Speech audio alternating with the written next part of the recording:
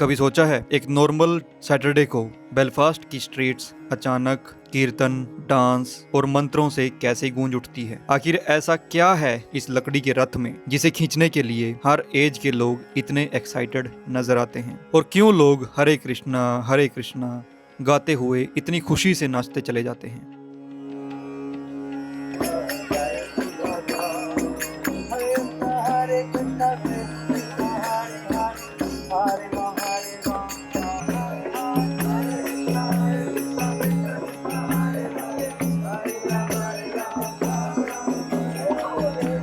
सच कहूं, अगर आप पहली बार इस प्रोसेशन को देखो तो शायद आपके दिमाग में भी यही सवाल आए, क्या यह सिर्फ एक परेड है? क्या यह सिर्फ इंडियन कम्युनिटी का सेलिब्रेशन है, या फिर इसके पीछे कोई ऐसी कहानी है जो हजारों सालों से लोगों को एक साथ लाती आ रही है?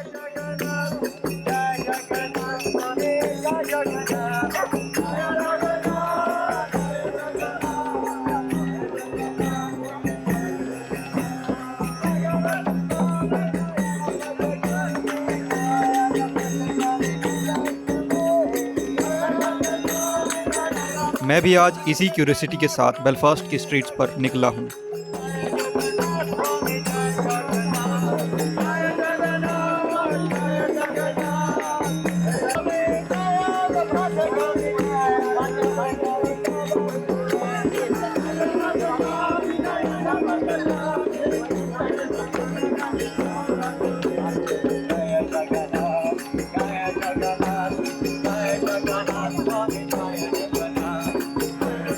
और बिलीव मी, जो मैंने आज देखा वो सिर्फ एक फेस्टिवल नहीं था, ये एक इमोशन था, एक सेलिब्रेशन था, एक जर्नी थी जो हजारों साल पहले इंडिया के ओडिशा से शुरू हुई और आज नॉर्दर्न आयरलैंड की कैपिटल बेलफास्ट तक पहुंच चुकी है।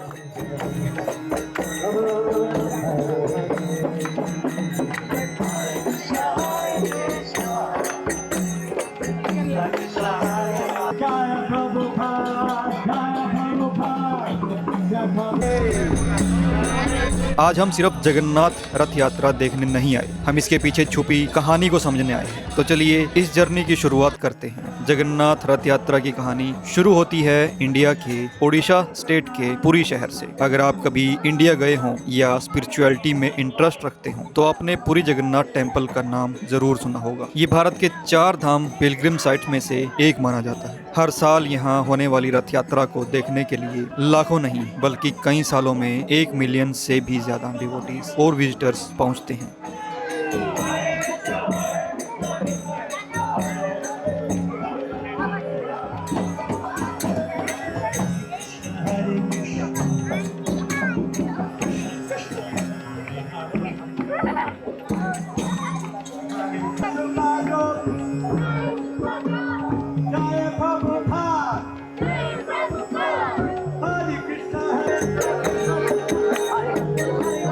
इस फेस्टिवल का सेंटर है भगवान जगन्नाथ, उनके बड़े भाई बालभद्र और उनकी बहन सुभद्रा। तीनों को अलग अलग ब्यूटीफुली डेकोरेटेड वुडन चैरियोट में बिठाकर श्री जगन्नाथ टेम्पल से गुंडिका टेम्पल तक ले जाया जाता है। लेकिन यहाँ एक बहुत ही ब्यूटीफुल मैसेज छुपा हुआ है। नॉर्मली हम भगवान के दर्शन के लिए मंदिर जाते हैं, लेकिन रथ यात्रा के दिन भगवान खुद अपने भक्तों के बीच आते हैं और शायद इसी वजह से इस फेस्टिवल को लोग इतना स्पेशल मानते हैं।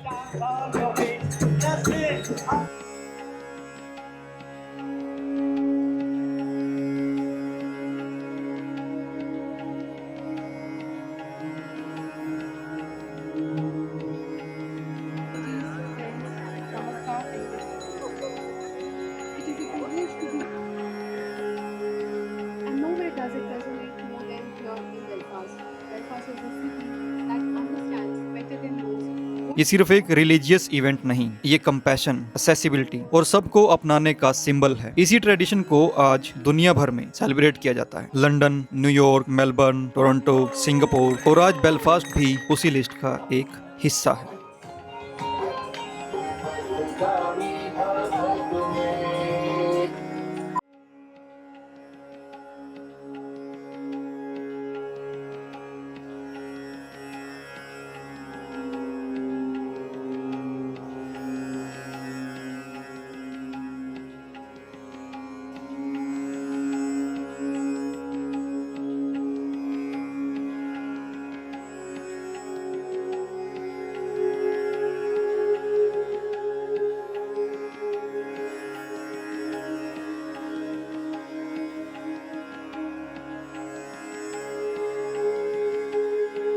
जैसे ही प्रोसेशन शुरू हुई पूरा एटमॉस्फेयर ही बदल गया। ढोल की बीट्स, मृदंग की रिदम, करताल की आवाज और हरे कृष्णा का महामंत्र हर तरफ एक ही एनर्जी क्रिएट कर रहे थे। कोई डांस कर रहा था, कोई भजन गा रहा था, कोई फूल बरसा रहा था और कुछ लोग बस स्माइल के साथ इस ब्यूटीफुल प्रोसेशन को देख रहे थे। सबसे अच्छी बात लगी कि यहाँ सिर्फ इंडियन फैमिलीज ही नहीं थी, बल्कि लोकल बेलफास्ट रेजिडेंट्स भी थे, इंटरनेशनल स्टूडेंट्स भी थे, टूरिस्ट भी थे और बहुत से लोग ऐसे भी थे जो शायद पहली बार अपनी लाइफ में जगन्नाथ रथ यात्रा देख रहे थे। लैंग्वेज सबकी अलग हो सकती है, सबका कल्चर अलग हो सकता है, लेकिन जब कीर्तन शुरू हुआ सब एक ही रिदम में नजर आए। इसी मोमेंट ने मुझे रियलाइज कराया कि हैप्पीनेस को ट्रांसलेट करने की जरूरत नहीं होती। म्यूजिक और स्माइल हर लैंग्वेज समझते हैं और शायद इसी वजह से रथ यात्रा सिर्फ इंडिया की ट्रेडिशन नहीं रही, ये दुनिया का फेस्टिवल बन चुकी है। अब एक सवाल जो शायद आपके दिमाग में भी आ रहा होगा, लोग इस रथ को खींचने के लिए इतने एक्साइटेड क्यों होते हैं? इसके पीछे भी एक इंटरेस्टिंग बिलीफ है। माना जाता है कि रथ यात्रा के दौरान रथ की रस्सी को खींचना ब्लेसिंग और गुड फॉर्चून का सिंबल होता है। ये सिर्फ एक फिजिकल एक्टिविटी नहीं, ये डिवोशन का एक एक्सप्रेशन माना जाता है और शायद इसीलिए आप देखोगे कि छोटे बच्चे से लेकर बुजुर्ग तक सब एक ही रस्सी को पकड़ना चाहते हैं। यहाँ कोई वीआईपी नहीं होता, कोई गरीब या अमीर नहीं होता, सब एक ही डायरेक्शन में चल रहे होते हैं, एक ही रथ को खींच रहे होते हैं और शायद इसी में इस फेस्टिवल की सबसे बड़ी फिलोसफी छुपी हुई है। हम सब अलग जरूर हैं, लेकिन डेस्टिनेशन सबकी एक है।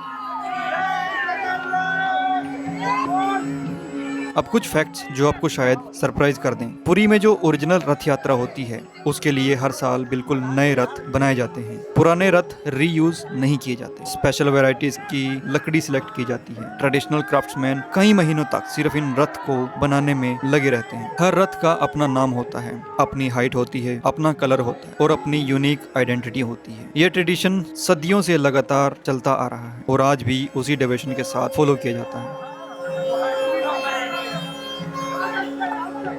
एक और इंटरेस्टिंग बात, रथ यात्रा सिर्फ हिंदू डिवोटीज तक लिमिटेड नहीं है। दुनिया भर से हर फेथ और बैकग्राउंड के लोग इस फेस्टिवल को देखने और एक्सपीरियंस करने आते हैं, क्योंकि इस फेस्टिवल का मैसेज रिलीजन से भी बड़ा है। यूनिटी, लव, सर्विस और ह्यूमैनिटी।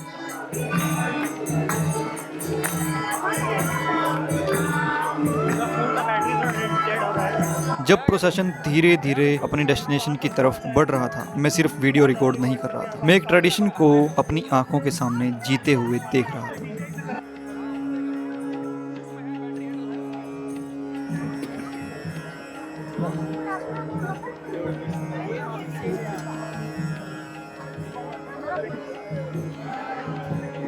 एक ऐसा ट्रेडिशन जो हजारों साल पहले इंडिया के एक शहर से शुरू हुआ और आज बेलफास्ट की स्ट्रीट्स में लोगों के चेहरों पर वही मुस्कान ला रहा है। सच कहूँ, मुझे सबसे ज्यादा इम्प्रेस किसी एक चीज ने नहीं किया। ना इतना बड़ा रथ, ना इतना एनर्जेटिक डांस, ना ही इतनी ब्यूटीफुल डेकोरेशंस। मुझे सबसे ज्यादा इम्प्रेस किया लोगों ने, श्रद्धालुओं ने, भक्तों ने, डिवोटीज ने, उनकी स्माइल ने, उनकी पॉजिटिविटी ने और इस बात ने कि इतने डिफरेंट कल्चर्स के लोग बिना किसी हेजिटेशन के एक साथ चल रहे हैं।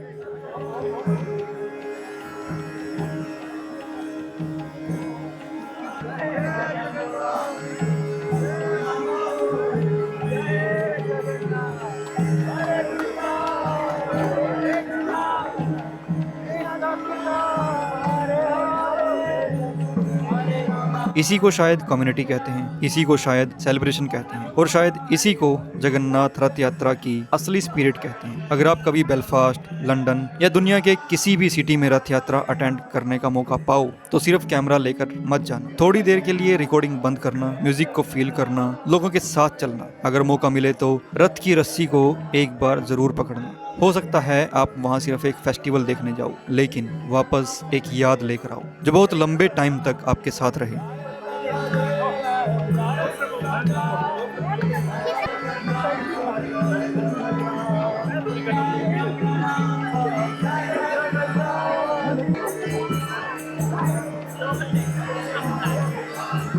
मुझे उम्मीद है कि आपको बेलफास्ट की जगन्नाथ रथ यात्रा की ये जर्नी पसंद आई होगी। अगर वीडियो अच्छी लगी हो तो एक लाइक जरूर करना, चैनल नील यात्री को सब्सक्राइब करना और कमेंट में बताना आप किस सिटी से देख रहे हो। और अगर आपके शहर में भी रथ यात्रा होती है तो उसके बारे में भी जरूर बताना। मैं मिलूंगा आपसे एक और नए सफर के साथ, जहाँ हम सिर्फ नए प्लेस ही नहीं बल्कि उन प्लेसेस के पीछे छुपी हुई कहानियां भी डिस्कवर करेंगे। जब तक के लिए जय जगन्नाथ।